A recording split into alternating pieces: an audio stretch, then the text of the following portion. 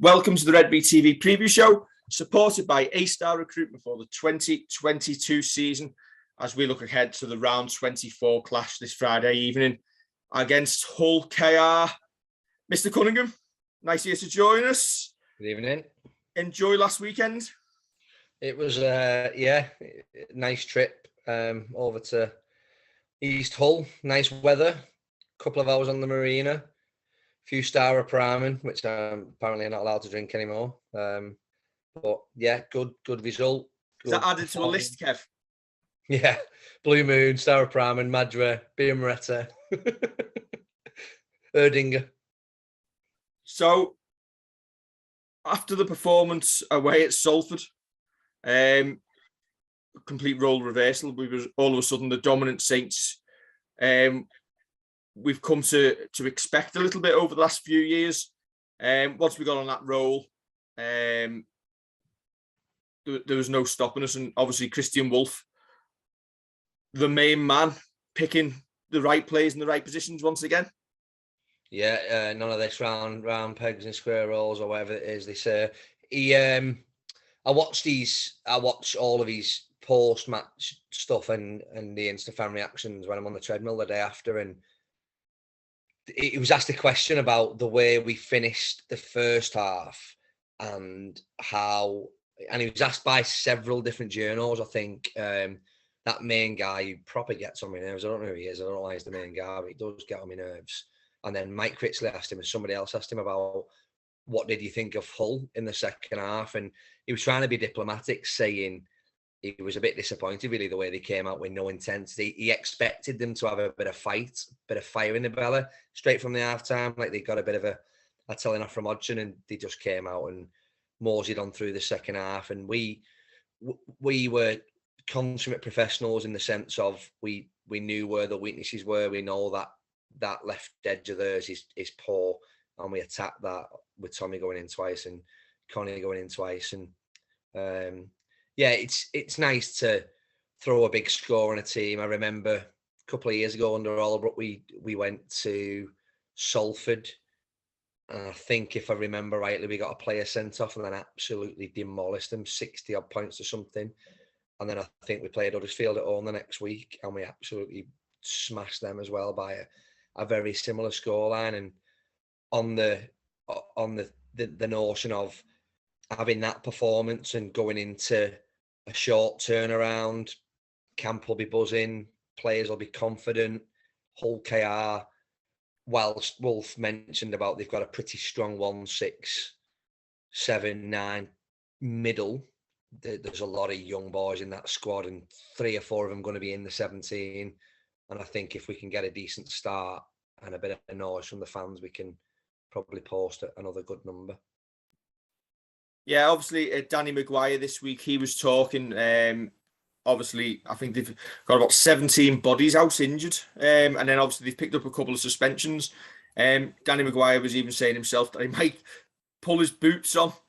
It hasn't quite come to that. But is this another shellacking on the cards after the way we finished last weekend? Their injury worries, is it just a foregone conclusion this Friday night, or could the Robins maybe pull off a little bit of an upset? Yeah, well, like he says, Wolf says, doesn't he, the teams that were playing between round 17, 18, all the way to 27 are all desperate in some way, shape or form, and KR are going to want to try and push for that top 6. They're going to want to obviously finish above the noisy neighbours, their words not mine, in FC. They're obviously chuffed that we put a number on them last week.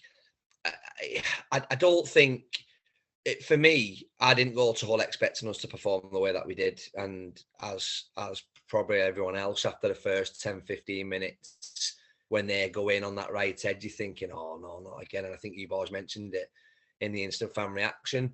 But then we beat a pretty depleted, somber, not up for it team. What really got me last week, I've been to hold several, love going over there. What really got me is how many fans weren't left in the 3 stands at the end, because that when they say you vote with your feet, I've never seen such an example in professional sport in my time. And look, I'll admit I've not been a die-hard Saints fan home and away for 25 years like some other people, but in the 5 or 6 years I have been home and away, and every other event I've been to, the finals, the grand finals, the semi-finals, I've never seen a team vote with their feet like that. The fans were disappointed, and I don't think it's going to be a 60+ scoreline. I'm not saying it can't be. I'm saying I don't think it will be. I think when Wolf talks in his interview about what we need to do between now and the Toulouse game is we just need to manage the games, manage the squad, manage the league in the sense of just get the league leaders shield. I think they talk about we just take one game at a time, but you know as well as I know, every single player taking that field on Friday has got an eye on Wigan because they'll want to go there. They'll want to take that league leaders shield at Wigan. They'll want to take that undefeated home record away from them. They'll want to put that that mindset of, look, don't think that you beat us in the Challenge Cup, but we've done you 3 times. And don't think that you're better than us. There'll be an element of people like Johnny, people like Jack, people like Tommy. Yeah, let's just get through this game. Let's manage the game. It's kind of like a football team that go 3-0 up at half time, and then the game always ends 3-0 because you don't need to score again. You know they're not going to score. I can see that sort of game coming. I'm not going to say, when you ask me at the end, what do you think the winning scoreline is going to be? I'm not going to say 56-4 or anything like that. I think we'll win. I think we'll win by. You leave that to me. Yeah, I think we'll win by 16-20. I just think we'll manage the game and manage the bodies through and try and not get dragged into any sort of dogfights. But we'll probably end up losing by a point. Now I've said that. I'm smiling as you were talking because you were talking about, like, obviously fans voting with the feet, and you've not seen it too many times. Listen, as people know, I support Everton. We're not the most successful team in the last few years, and I was trying to wrap my brains of where it's been that bad that I have actually voted with my feet. And I've just brought it up. Saturday, the 15th of August, 2009. We started the season. We played Arsenal. We were 3-0 down at half time. We were 4-0 down after 48 minutes. And we were 5-0 down after 69. I was gone by after an hour at 4-0. It eventually finished 6-1. Yeah, that finished me off, that one. That's probably the really only times I've ever voted with my feet. But yeah, you just like bringing back really bad memories. 13 years ago, and I still remember walking down the street saying, have they scored again? Oh, well. But yeah, that whole team are bad. Very bad indeed. I know they've got injuries, but there's something really rotten about that whole club. And I don't know how they solve it. There was a really good article from one of the Hull FC journos this week. I think somebody put a link to it. As much as it praised us, it absolutely hammered Hull FC. And it seems their players don't like some home truths either, because I believe the players won't engage with that local journo now, which is probably says all you need to know about that club at this moment in time. I did put the squad up briefly for KR this weekend, the Robins. They're only able to name a 19-man squad, Kev. They lost Sean Kenny Dowell and Greg Richards for the season last week with an MCL and torn hamstring. Ethan Ryan and Matt Parcell have also picked up bans. So KR are forced to bring in some of their academy players, Connor Barley, Zach Fishwick, who's signed a contract till 2026 this week, and Connor Moore all come into the squad. But you look at the numbers on display, and there's only eight between 1 and 17 in it, and the rest of them are lottery numbers. Yeah, I mean, you look at that list, don't you, and you think, never heard of him, never heard of him, never heard of him. Obviously, they've got some absolutely quality players in there, the likes of, obviously, Coote, Ryan Hall, Jez Litton, Minchella, Mikey Lewis is a great player, but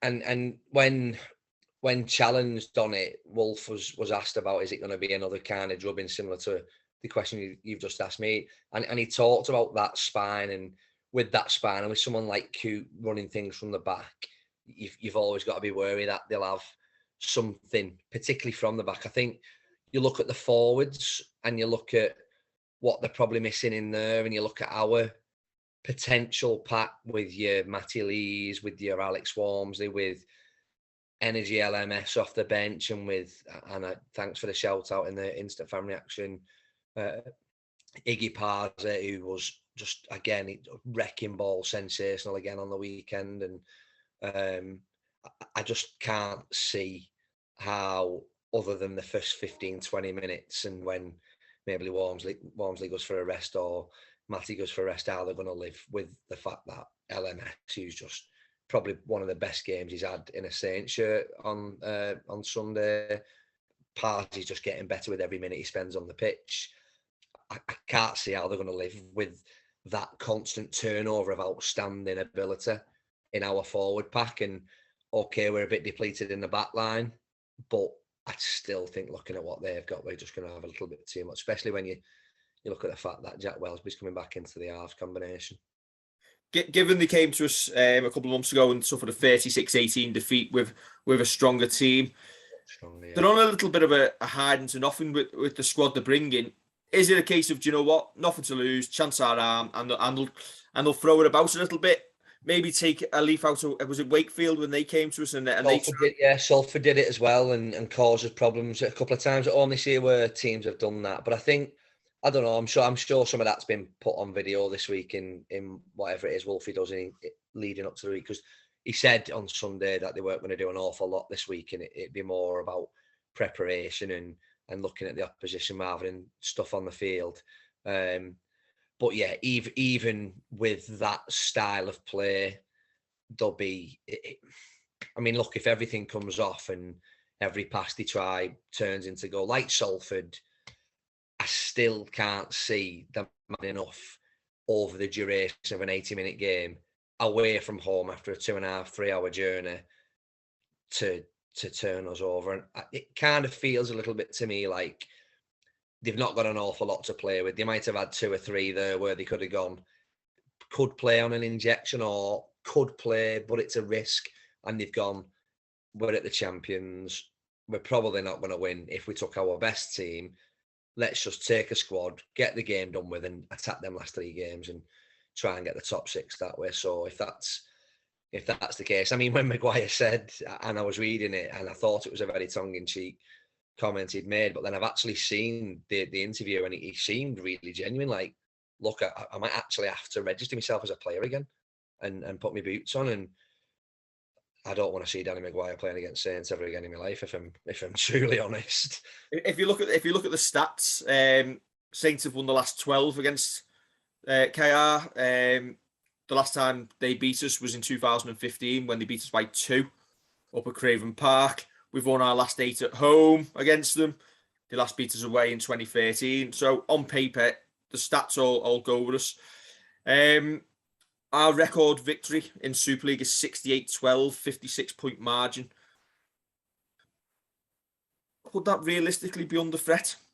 Yeah, it could if everything they try doesn't come off and they drop the ball 2, 3, 4 times in the first 10 minutes like we did at Salford, and everything we do turns to gold. You could be 30, 40 points up at half time. It could be that kind of game, but I just don't think it will. I think it's just one of those, you 1-0 up after the first leg away, you're coming home, you just need to win 1 or 2-0, just manage the game, keep yourself fresh. You've got a semi-final coming up or a final coming up. I think they're sensible enough now as a squad to know we don't need to cart into everything. Like, look at Morgan Knowles, for example. And for me, Morgan Knowles is always on the edge of that shoulder charge stroke bigot. He's always there or thereabouts. And there's been times where I've watched him thinking he's going to pick up a ban for that. And then he's done it last week, and I'm thinking, no, there's nothing different to what he did against Wigan or what he did against whoever at Salford or what he did against Hull FC. And then he's got a ban. So I just think there's going to be elements of, let's just think about the rest of the season now. We're possibly going to manage the squad for the Wakefield and Toulouse games, from my understanding. And that'll be a bit of a mixed bag of half a team for both games, just to keep people ticking over and ready for the semi-final. Does that rely on the relegation battle being decided. Not for me. You get the impression there might be some pressure on us just for the integrity of the competition. I don't think Christian Wolff is that way inclined, and I certainly don't think McManus is either. And that's not to say McManus has anything to do with team selection anyway, but we've earned the right to go into the last 2 weeks, Monday, Friday, with a whatever lead. We can do what we want. We've got the strongest academy. I say we've got the strongest academy in the system. You look at, and we'll come on to the Saints team in a minute, but you look at, there's another game this weekend in the reserves. Saints reserves have got to go over to Wigan. We've played 11-1-11 because they've got a pretty good setup there. They win the Reserves League more seasons that it's been played. They won the Academy League the last time that was played. So you look at where we're at as a squad. I think we've used more first team squad players than any other team in Super League this year. So it's not like we've gone with the same 17, got a 6-point lead, we've won the league leaders, and then we're throwing all the kids in, because it wouldn't be that. And there's an element of bringing the integrity of the competition into doubt or into disrepute, but it happened a few years ago with football, and what came of that? We've earned the right to do what on earth we want with our squad for those last 2 games. If it has an impact on Wakefield, or if it has an impact on Toulouse, which I personally don't believe it will, looking at Toulouse's running, they've got to play 3 of the top 5. I don't think it will. I think the result last weekend actually relegated Toulouse. But even if it does come to that, I don't think we're the team who are going to have any sort of empathy or like sense of, oh, well, we need to do this or we need to do that. No, we need to have our best 17 available for the home semi-final on whatever date that is. We don't care about Wakefield or Toulouse. And I don't say that flippantly, but we shouldn't. We're going in for history. We're going in for 4 in a row. I'm just hoping, Kev, that it's a distraction in terms of publicity press that doesn't need to happen anyway. Hopefully, it sounds awful, but I think Toulouse are gone anyway, so I hope it's mathematically done and there's no comeback there whatsoever. And obviously, it's looking like it probably will be anyway. Wigan play Toulouse this week. Wigan play Toulouse, yeah, so there'll be a big score there, especially with Corey Norman now banned for 8 games. Yeah. You expect that's done and dusted now, and that will give us options over the next few weeks. Now, it brings us onto the squad this week, Kevin. We'll bring it up. Only 2 changes this week. Sio Matautia, who has found himself not banned, but in a boot, protecting a foot injury. And obviously that ban for Morgan Knowles, they drop out of the squad. And a couple of faces coming back in. Baxter. Yeah. 4 to miss out. The obvious ones for me are probably Lewis Baxter, Taylor Pemberton, Josh Sim again. And I wonder, I've got a sneaky feeling that Sam Royal will probably make the squad this week ahead of Dan Norman. And I say that because obviously he's had a little bit of game time. And because we're having a few injuries with our second rowers, obviously Sione out again. And you potentially only 1 or 2 injuries again from needing to utilise Sam Royal. So I think we need to probably get some game time in him as well. Yeah, I agree with that. And when you look at our bench, it'll probably consist of Lussick, Wingfield, LMS, Parser. You've got 2, I say out-and-out props. I don't class LMS as an out-and-out prop, but that's what he's done this season. LMS, no doubt, could go in at second row for cover if we need him to. Jake Wingfield probably could too, but has mostly come on this year to spell Walmsley or to spell Lees. So I agree. I don't think Dan Norman, particularly given that he's only just coming back from that slight glute injury he had. He spoke to us at Wingfield. He said he had a bit of a twinge, whether it was hamstring or his glute. So I don't think there's any need to force him back and rush him into that game with healthy in the pack, unless he does something maverick like give Walmsley a week off or give Matty Lees a week off, and they know Dan Norman's firing, they could stick him in. But I think until that league leaders shield is sewn up, you put yourself under a lot of scrutiny, wouldn't you, if you took somebody like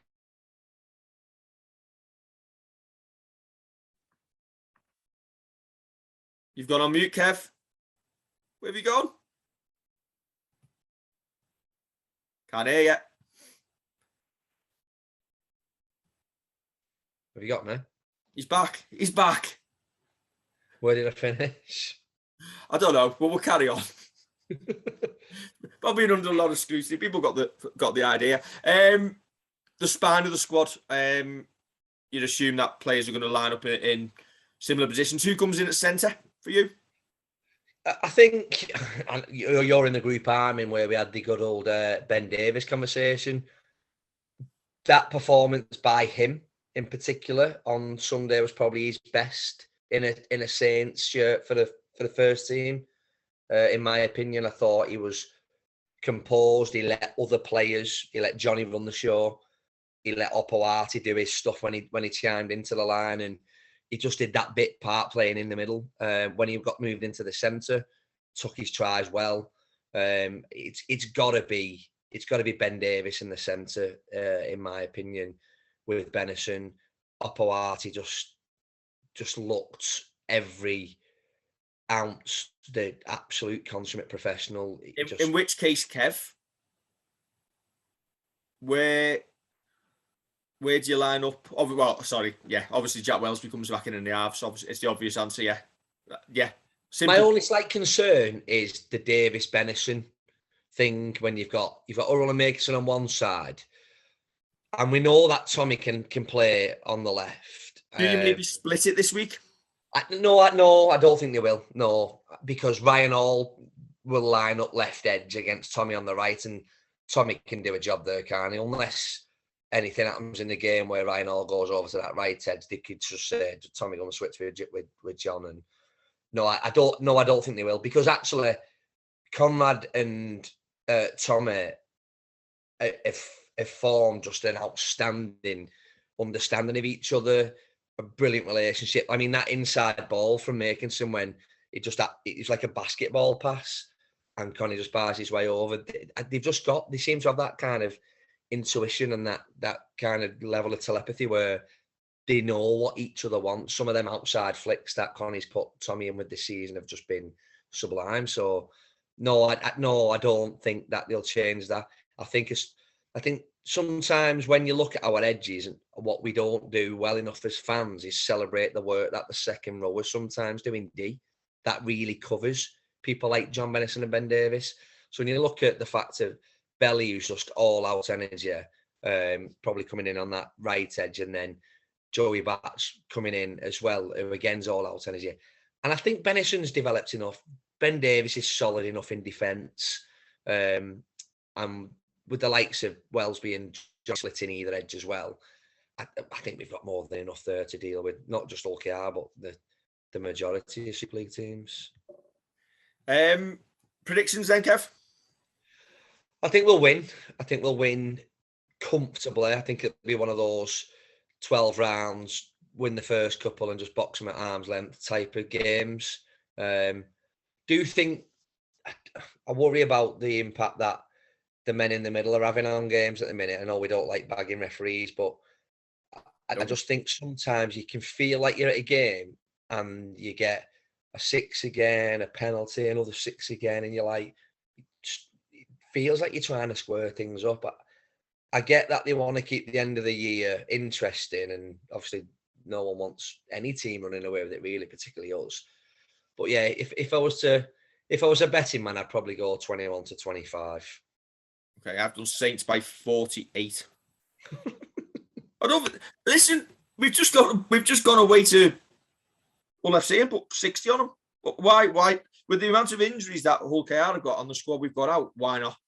Yeah, no, I can't disagree with that. I think I'm probably being a little bit conservative, knowing that it's a short turnaround, few sore bodies, few niggles maybe.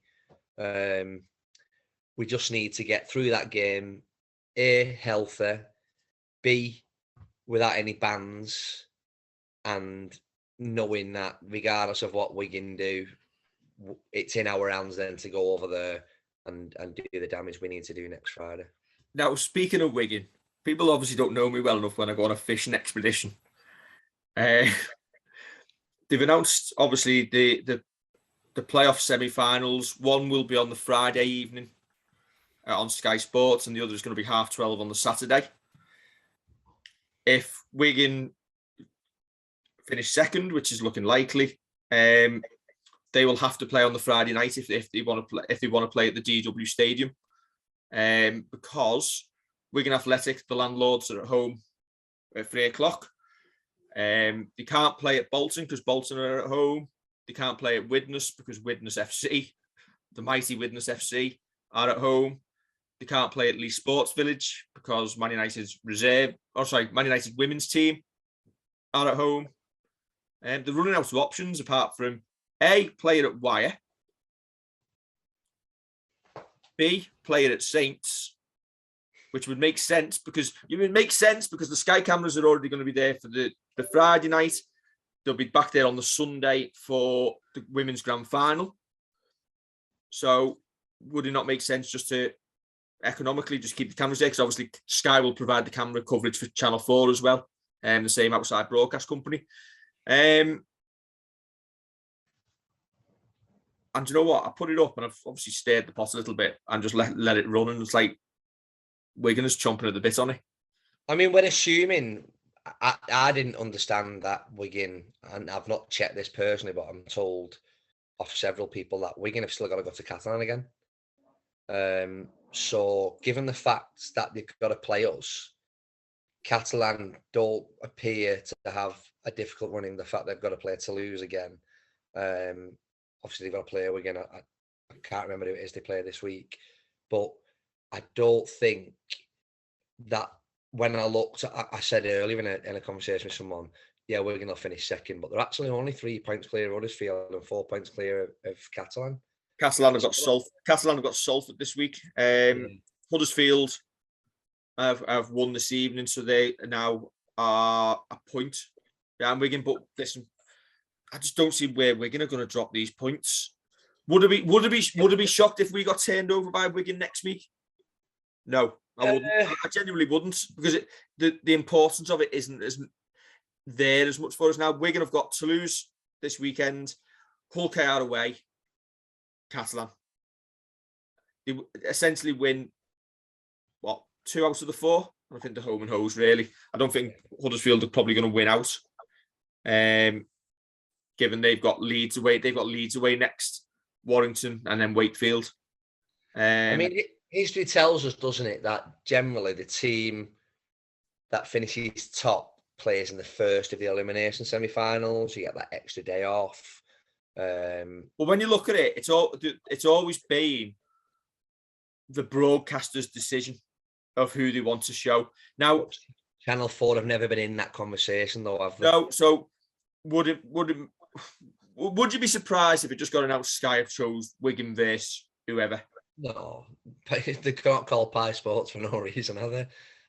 And actually, I thought about this when the conversation went on in the Jerry group the other day. I was like, would I be overly bothered if there was any concussion protocol issue? It rules you out whether you're Friday or Saturday. Okay, there's an extra day's rest, but then you look at some of our squad and you look at the likes of Matautia as an example, Curtis Simmons as an example. Mark Percival, that's probably another conversation. If there is any opportunity for him to come back later in the year, as an example, we're going to have some pretty fresh bodies going into that game, regardless of we play on a Friday or Saturday. I'll be honest, the only reason I'm really asked about us playing at 12 on a Saturday is because Everton kick off at 3. Well, then you've got to make your allegiance, haven't you? I mean, look. If it was an 12 kickoff on a Saturday, would I be that bothered? No. I'm planning on making if it comes to it, I'm planning on making both. Making both, yeah. We get if we can get the job done, regardless of who we play, and I think a lot of people see the playoff series as sewn up. I think there's teams hitting form at the right time. I worry about Leeds. I worry about Salford. I worry about Catalan getting bodies back for the later end of the comp. Huddersfield have obviously put a score on there tonight. One of those Hull teams are more than likely to drop out over them next couple of weeks. It's not going to be an easy playoff series for anyone who has a home fixture. If it's Wigan and us, if it's Catalan and us, if it's Huddersfield and us, no one's going to have an easy ride. Whoever turns up at the away team, Salford, if it's us v Salford, and Salford come to us knowing that they've absolutely tanked us a couple of weeks ago, they'll be full of confidence. So I don't think it's as a foregone conclusion as maybe some of the previous years have been. If it's half 12 and we can get the job done, great, because you can sort out all your tickets, you can sort out your coach, you can enjoy the rest of your weekend knowing we're going to Old Trafford next week, and you can shoot off to Goodison and watch Everton get beat. And Kev can find someone else to film Redvee with afterwards. Who did he play, by the way? West Ham at 3 o'clock. Okay. So yeah, I honestly, what's more likely? Wigan being forced to play somewhere else, or Everton actually signing a striker? But that's another conversation for some other social media channel. Oh well, never mind. Right, Kev, thank you for joining us. Mr. Pender is on a sabbatical this week, so I will find someone else to join me tomorrow night. Well, we've got 21 young Thatcher Heath under 8 players, and several parents and siblings in attendance, because we've been invited to play at half time and hold the flags pre-match as well. So if there are any Redvee, are you pulling a kit on Kev? Watch, no, not under. Kev Cunningham made 7.5. It was under 12s. Under 12s. Who are you walking out holding hands with, Kev? Matty Lees, like Ella did a few years ago. But no, so you can have 21 Thatcher Heath lads underneath the away stand at full time, giving you an instant fan reaction if you want, but you're probably not going to want to do that. I'll find someone. Willing victim to come on. Right. Don't forget to like, share, and subscribe, and we'll hopefully catch you for a winning Redvee fan reaction tomorrow night. Catch you soon.